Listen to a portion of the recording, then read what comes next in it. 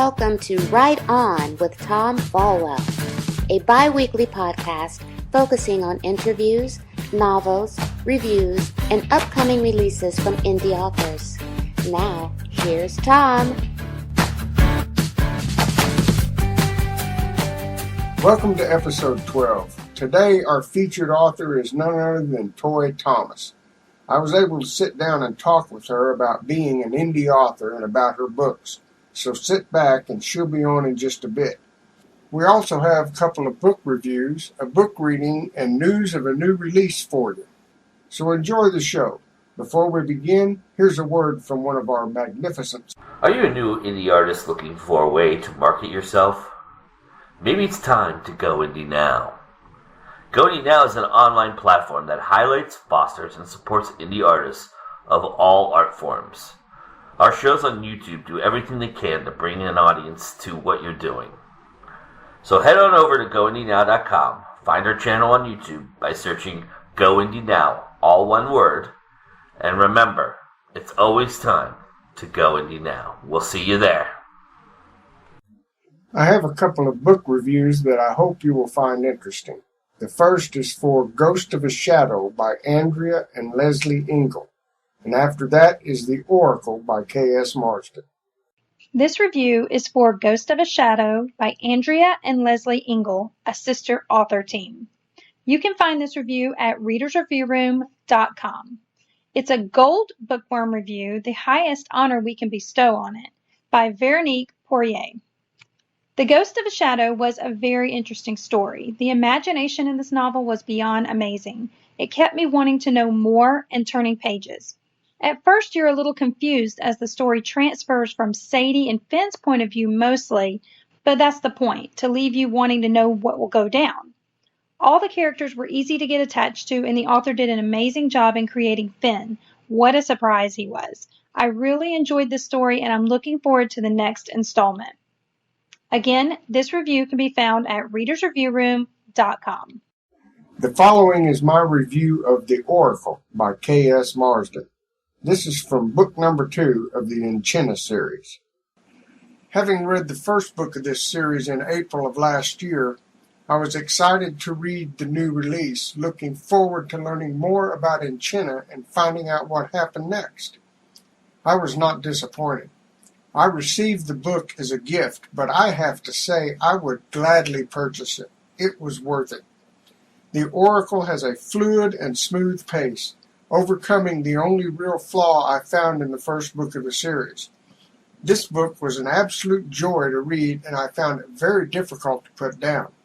The main character that begins in this book is a different one from the first, but the two soon crossed paths, and the story just kept getting better and better.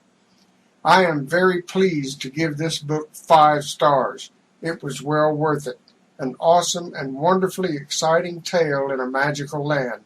I highly recommend this book and the series to all fantasy fans of all ages. Next up, we have a book reading for The Redoubt by Deborah Fox, read by Angela B. Chrysler. Hello, I am Angela B. Chrysler, and will be reading an excerpt from The Redoubt by author and copyright holder Deborah Fox, who has given authorization for this reading. Well, that was a close call, Sir Alan said, firelight making his piercing gaze all the more fierce. Dame Daedra took a swig of watered wine and shrugged. I had it under control. Nevertheless, it all sounds terrifying, said Lady Joy. Those poor people, driven to living like wild animals in a forest, said Lady Alice. It's enough to give me nightmares. Perhaps we should have another tale.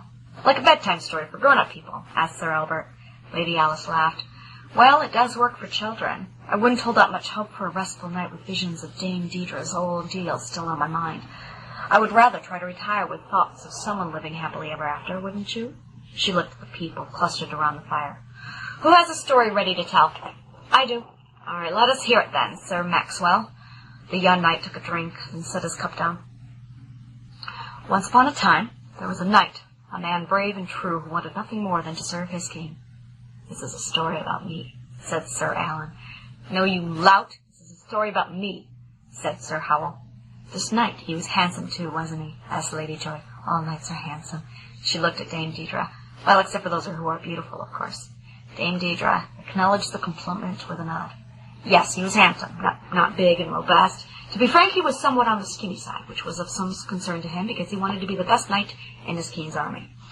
What he lacked for in bulk, he tried to make up for in nerve and intelligence. Now, this knight was riding through the woods one winter day with his king.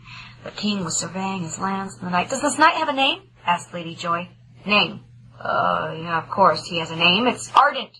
So the king and Sir Ardent were riding along, and Sir Ardent was keeping a sharp eye out for his poachers. It was winter, and thieves were wont to gather kindling and hunt game on the king's land. Everyone knows that is a serious crime against the monarchy. As well, there could be enemy spies or others intending to harm his king. Sir Ardent came to full alert when he noticed something suspicious in the glade up ahead. He straightened his eyes, trying to bring the vision into focus. Light filtered down through the canopy of trees and played on the shadows at their base. The shapes of dark and light changed as the wind moved the tree limbs, and he could not quite make out what he saw. Was there indeed someone there, or was it just a trick of the light? But then he got a good glimpse that he was fairly sure of what he saw. "Stop," he said to the king. "That is, please stop, sire," Sir Maxwell added. So Ardent was very polite and respectful. "Do you see someone?" the king asked. "All we can see are leafless trees and fields frosted with snow." Indeed, it was hard to make out anything from the snow on the ground. The sun glinted off that whiteness and created a blinding glare, but Sir Ardent could see him. He kept his voice to a whisper so as to not startle him. "There. Don't you see him?" he asked his king. "See whom?" "A unicorn," Sir Ardent replied. That's it for the book reviews and readings. The links to these books can be found on the podcast page, and I hope you will give those a click and check out these fine books. Now I have some news for you about a new release coming soon.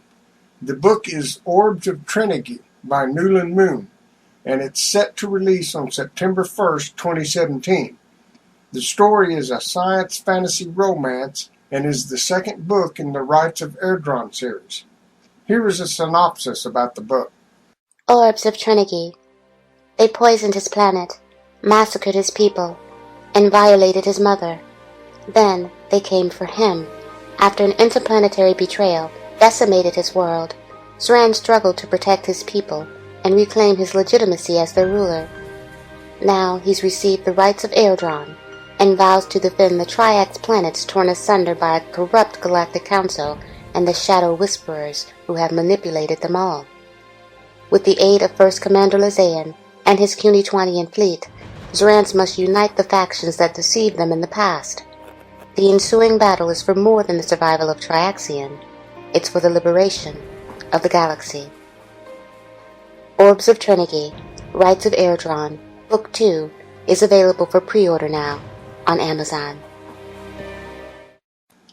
Orbs of Trinity is now available for pre-order, and you will find a link for that on the podcast page. I would also like to remind you that my newest book, Dragonblood Throne Legacy, released today and is available at Amazon and other online retail outlets, as well as from the store on my website at tomfallwell.com. Here is a synopsis of my book. Orphaned as a young girl and growing up alone in the forest, Delina lives a life of isolation. Her only companion a saber-toothed panther. Her strange eyes frighten those she occasionally encounters, so she keeps to herself until a young wounded warrior ends up at her doorstep. As she nurses him back to health, she discovers she is more than just a young woman with unusual eyes. She is a dragonblood, destined to become the ruler of Almar. Now hunted by the dark sorcerer who murdered her father, usurped his throne, and killed all her kin, she must find out how she can release the essence of the dragon inside her to defeat him. Everything depends upon her willingness to embrace her legacy and reclaim the dragon throne. Before we get to our featured guest today, here's another word from one of our sponsors.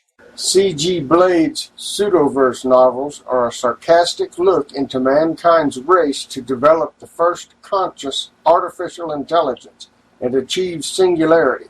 The problem is that most of the runners in this race are sadistic, hell-bent on destruction of DNA as we know it, and have a fondness for those missing a Y chromosome. Why, you ask? From cobalt to crimson to emerald, This is one wild, mysterious roller coaster ride as a hidden puppet master is slowly but surely gaining ground on humankind. C.G.'s newest novel, Onyx, goes back 26 years before Cobalt and explains the beginning of it all. Will humanity finally become steady? Tropa is all around us now as heliotrope starts to take shape.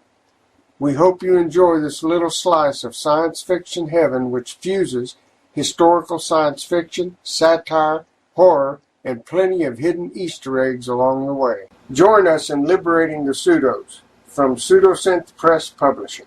Today I have with me Toy Thomas, a wonderful author who's been around on Facebook. If you haven't seen her, you should be checking it out. But she's going to talk to us today about her Eternal Curse series.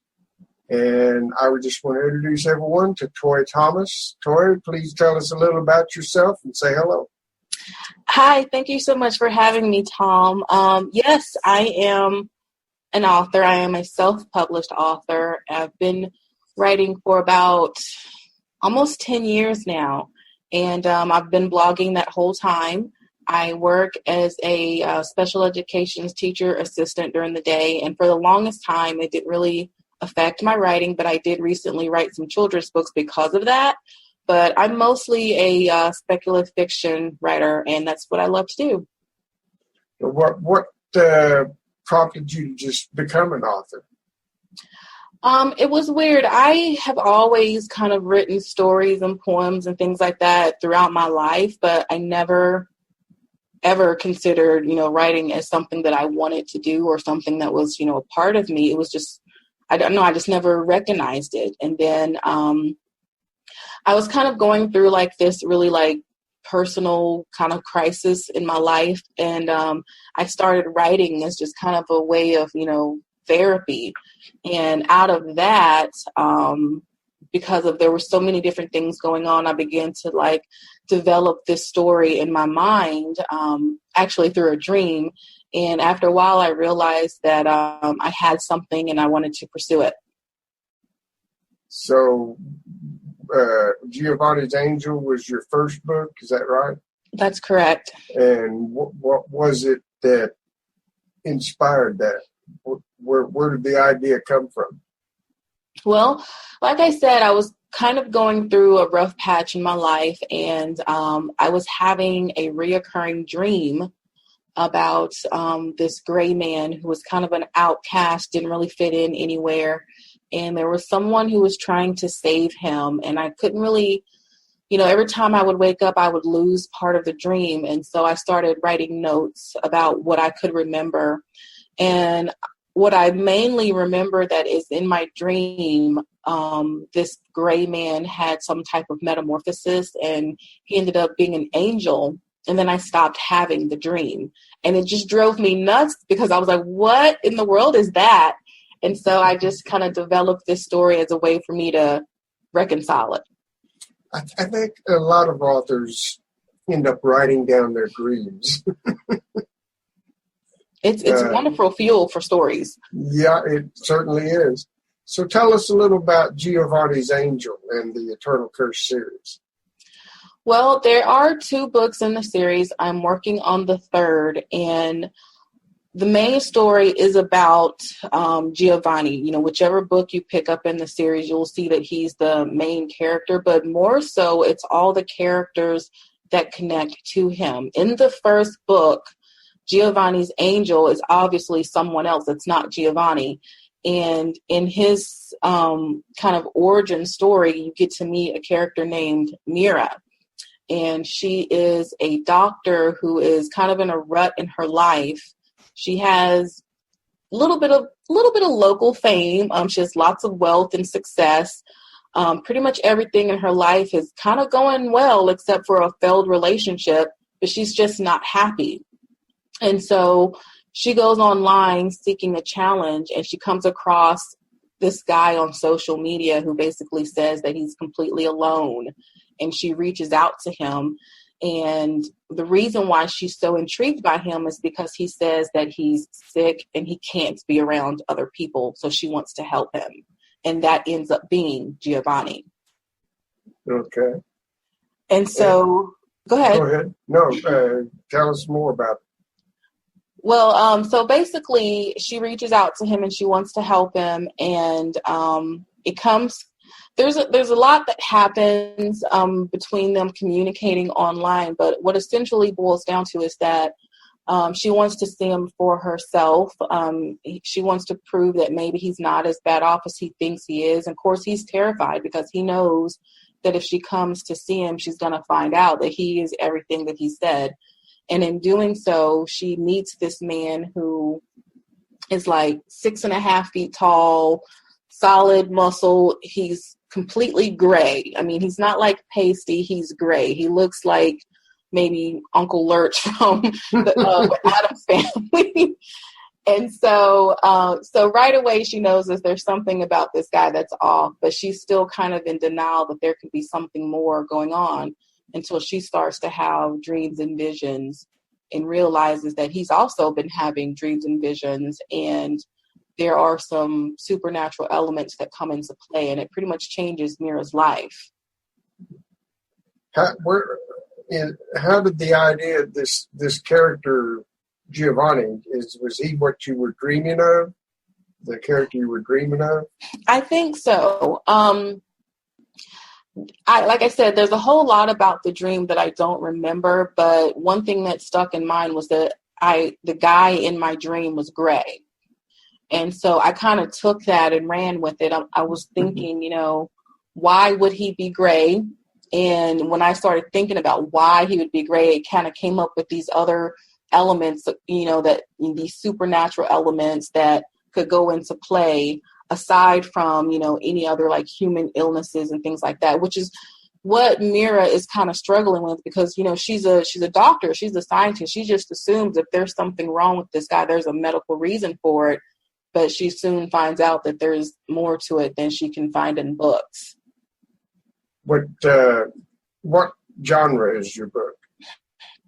I classify the first book in the series as a paranormal romance just because their relationship is a big part of the story, but it's a very non-typical romance. There's not a whole lot of romancing happening, but you do see their relationship develop as a result of them trying to figure out what he is and what his purpose is.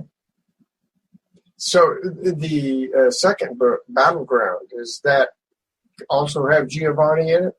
Yes, he's in the story. Like I said, the first one I considered a paranormal romance because of that relationship, but the second book is more of what I would say is a paranormal adventure because he's not developing that relationship with the character of Mira anymore. He has evolved significantly. There's a whole lot more going on in the second book because we've already established his origin. We know who and what he is from the first book. And in the second book, he gets to face his nemesis that's only kind of barely mentioned in the first book. Is there a third book? I am working on the third book. Okay. Any idea when that'll be out? I'm hoping to release it at the beginning of 2018. I have almost finished the first draft. It took me a while. I had to go back and do some rewrites on the things that I had done because I realized I wasn't in continuity with my own story. And so I'm hoping to finish that first draft, do another draft, get some betas to look at it and, see what I can do. Okay. Noticing in your bio on Amazon that you paint. You're an artist. I do paint. I am not an artist. I don't do either. I'm not an artist and I don't paint.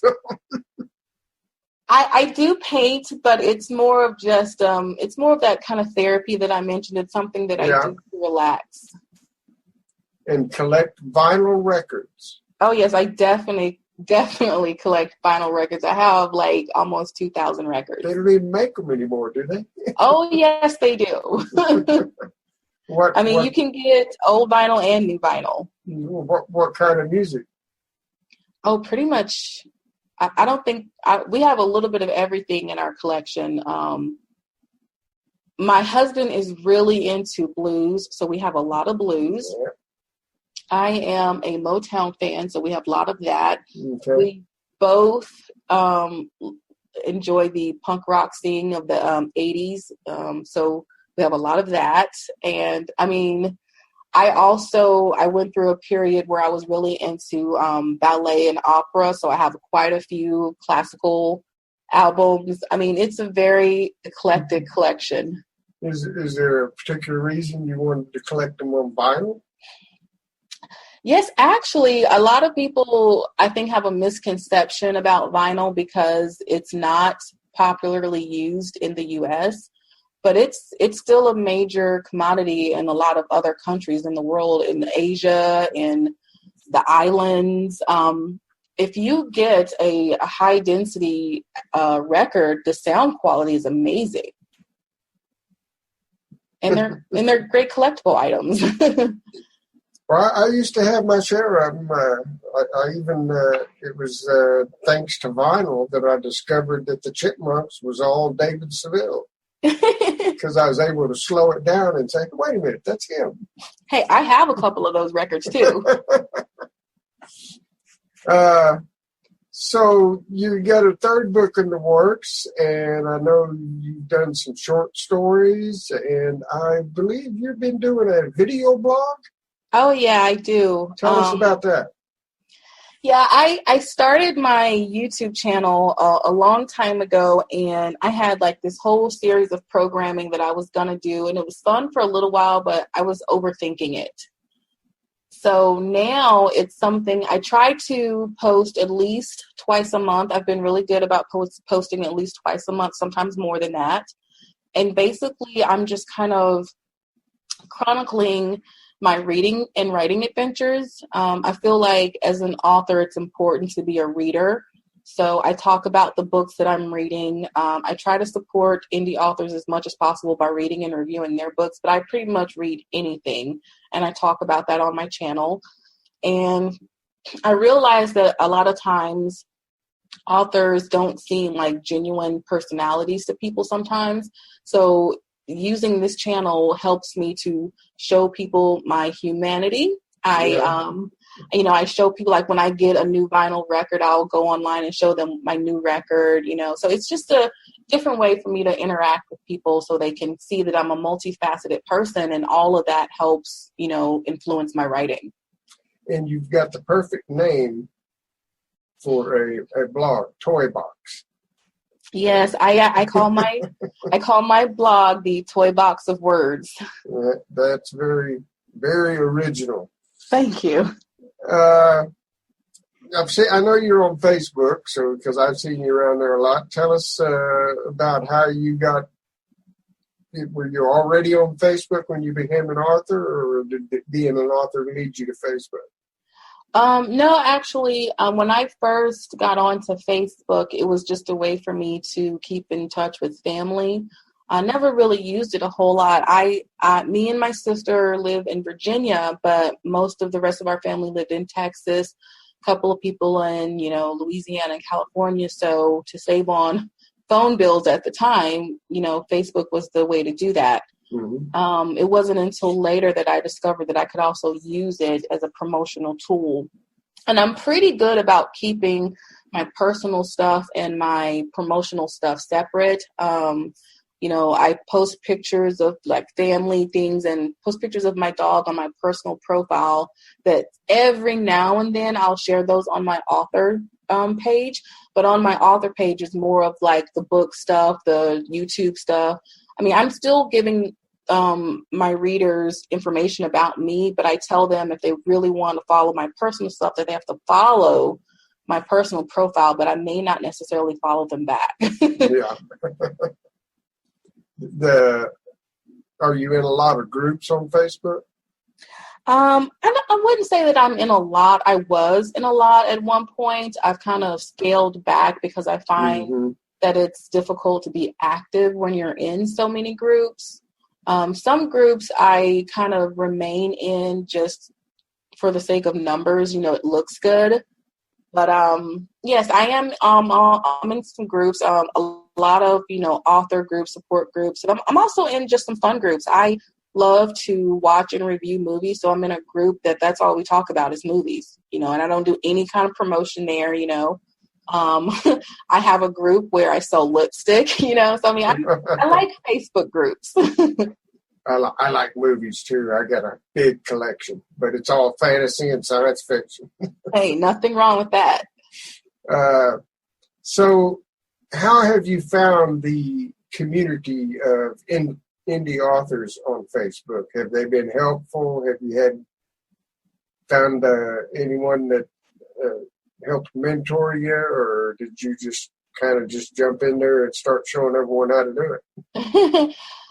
Actually, the indie author community, I'm kind of into the indie music community, not a whole lot, but from my personal experience, the indie author community is much more inviting and helpful. Like if someone finds out that you're an indie author, they're like, come join our group, let us help you, let's talk, let's chit chat. It's great. I do have two main groups that I feel like guide me a lot. The Insecure Writer Support Group, it's a blog and a Facebook group. They have a lot of helpful materials. And then there's also the Authors Professional Co-op, a lot of just amazing people who understand, all the facets of being an indie author. And so, and then there's another group I do want to mention real quick. I always get the name wrong, but it's the Science Fiction and Fantasy group. Mm-hmm. Science Fantasy Society? There's so many of them. I know, but it's a really good group if you're writing specifically in those genres, because a lot of the other groups, it's everybody in one big fishbowl, but when you can narrow it down to something more specific, it really helps you hone your skills in that area. So have you I know you're a Christian, because I am too, and have you found anything challenging in being a Christian author? Oh, definitely. There have been a couple of instances where people have been very inviting, and then when they find out that I have a story that might have Christian elements in it, they disappear off the face of the planet. Yep. So that's kind of disconcerting, but it's not something that I'm not used to. It's kind of, the world we live in. Everybody has something that they're uncomfortable with, but it doesn't really hinder me from moving forward. So, yeah. You never know who's listening. What they may be running now, but it may be thinking about it later. You never know. This Legend of the Boy in the Window, the collection of short stories that you wrote. Mm-hmm. I was looking at that. Tell us a little about that. That is a very special project to me. When I first started out, and I was writing Giovanni's Angel, when I first started, I had no idea what I was doing. I wasn't intentionally trying to write a book. It just happened. Mm-hmm. And when I was finished with maybe the second draft, I had found an online writing group who have since disbanded. But at the time, I found this writing group who told me that my work needed so much polishing that it was ridiculous. And they were right. And so they suggested that I try some different things, some short fiction to, develop my skills. And the short stories that are in that collection came out of that. So Legend of the Boy itself is a science fiction story. It's and I have to tell people, because a lot of times when they see the title, they think it's a children's book. It's not a children's book. Mm-hmm. And not that there's anything bad in it, but yeah, it's not a children's book. And I was looking at some of these. You've got you cover quite a range of genres. Yeah, psychological thrillers, romance. Yeah, and it was really the whole project was a kind of a challenge. It was a way for me to figure out where I belonged. I didn't know that I was going to end up being a predominantly speculative fiction writer at the time. And so I was dabbling in different genres to see if I had a good handle on what it meant to write in that genre. Some genres I'm not very good at writing at all. But, this project helped me, figure that out. The story of In the Window is actually a kind of more of a paranormal, supernatural ghost story. And so, yeah. And so you said when was your next book in Eternal Curse coming? I'm hoping to release the third book in early 2008.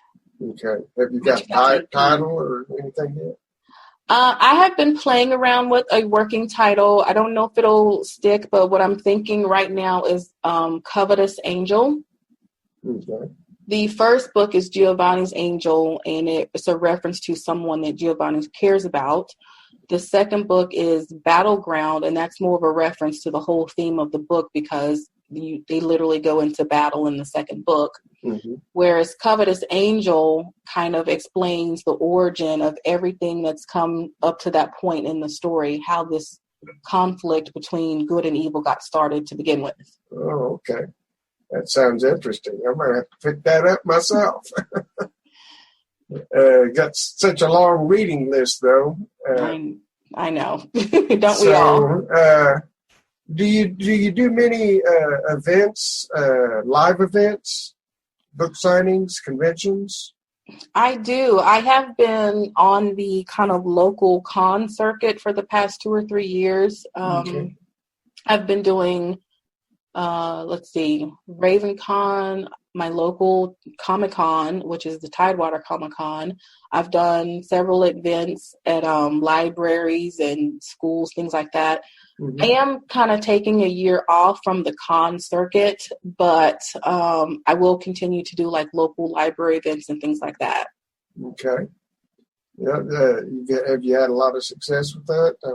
Most people I've talked to that do that sell quite a few books. Yeah, I mean, when you go to a live event, it's like that one opportunity for you to make the best first impression. Because anyone can go online and, look at your profile, maybe, sample some of your stuff. If they're really motivated, they'll follow your blog. But it's that one-on-one interaction, I think, that really sells your role as an author. Mm-hmm. And so whenever I do a live event, I always sell well. Yeah, I think you're right there, and that's something I've got to start doing. I think even the big name authors, Stephen King and stuff, if they hadn't gone out and actually met their readers, they may never have sold a single book. Yeah, I mean, it really makes a difference. Yeah. So, is there anything that you could pass on to people who are aspiring to maybe become an indie author, or a reason why you went indie, perhaps? Well, for me, when I started out, I knew nothing about nothing. So I did try the traditional route. It did not work out for me. Mm-hmm. But I think that has more to do with I'm a little bit of a control freak. But I think it's important for anyone looking at being an indie author is to do their research. Mm-hmm. There's a lot involved in it. I mean, I think we're fortunate that we're at a time where the stigma of being an indie author is fading away. People are beginning to realize that self-published authors are legitimate authors. But there's still a little bit of knowledge to be gained from the fact that there's more to it than just being able to upload an ebook and bam. Yep. So I think there's a lot of, research and education that needs to go into it before actually pursuing it. Yep. I learned that myself. Yep, indeed. Are you doing your own covers? As of right now, I am. And it's like I said, I do not consider myself an artist. All the covers that I've done have been painstaking work, labors of love. It's one of those things where I have just a little bit of talent to get by. If I had the finances to pay someone else to do something better, I would do it in a heartbeat. It can get expensive. It can. I'm kind of dealing with that right now.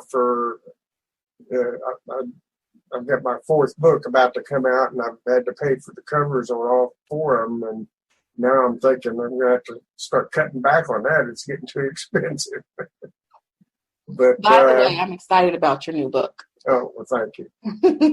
I'm kind of excited to read Giovanni's Angel of Battleground now. I'm not big on romance so much, although I do have some of my own in my books. But it sounds, the character Giovanni sounds very interesting. I'd really like to see what that's about. Well, Go ahead.